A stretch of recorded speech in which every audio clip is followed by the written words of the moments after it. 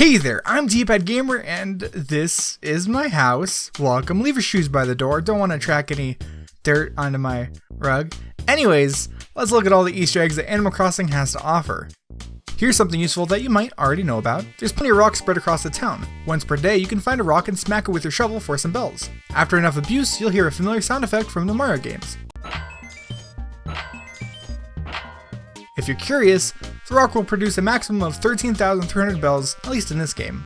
On the topic of free bells, you could also find a glowing spot once per day. If dug up, you'll get a bag containing 1,000, 10,000, or even 30,000 bells. Now that we have this glowing hole, we could put something into it. If buried, a bag of bells will grow into a money tree after a few days.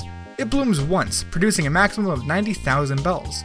Or, instead, we could bury a shovel. This will grow into a golden tree which produces a golden shovel. I guess that makes sense? Much less useful, but still neat, is the ability to change the inventory background. If you drag a shirt down to the bottom right, you can replace the background to match the new shirt's pattern. Looks nice, doesn't it?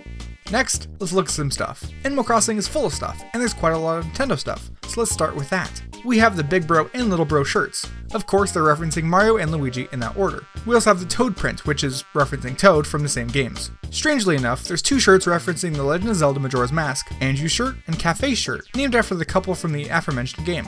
As you see here, there's a lot of NES games that can be collected in this game. They're obtained from various sources, such as Nook's Lottery, Island, and Nintendo giveaways. Few of them are really only available if you use some kind of cheating device. It's essentially virtual console games before the Wii or Virtual Console ever existed. As we see here, there's two Nintendo brand items, the umbrella and the bench. The former is useful, and the latter is literally just an advertisement. It might not be very effective inside a Nintendo game, but I'm not one to judge. Moving upstairs, we have a bunch of stuff. Some of them make noises and do things, so enjoy this little show and tell.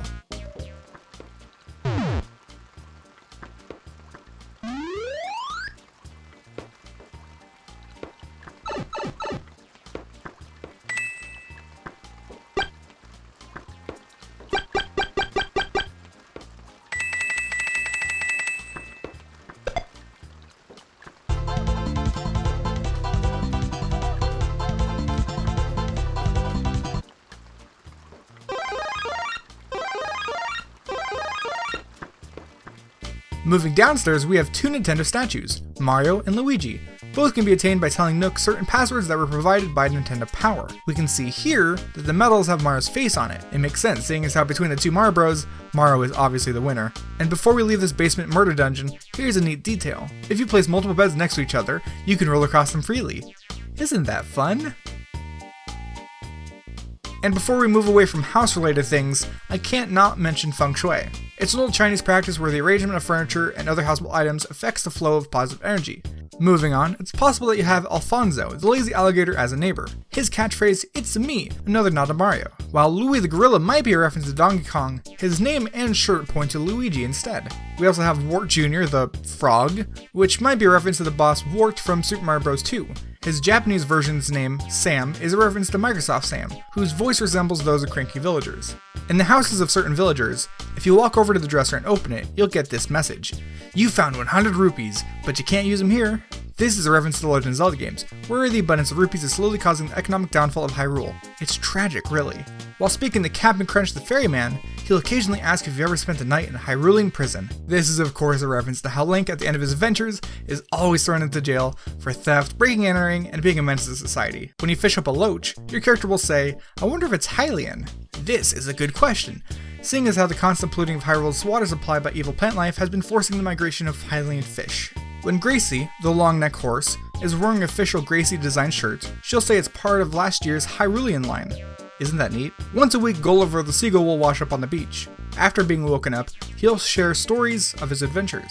Sometimes he'll mention having fought sea snakes at Pinnacle Rock. That's a nod to one of Link's escapades from Majora's Mask. He'll also mention leaving his pet goldfish in Toad Town, a location found in Paper Mario. Every so often you'll be visited by the fortune teller named Katrina. On the wall behind her is a Triforce, another nod to Legend of Zelda. The layout could also be a reference to the fortune teller shop from A Link to the Past.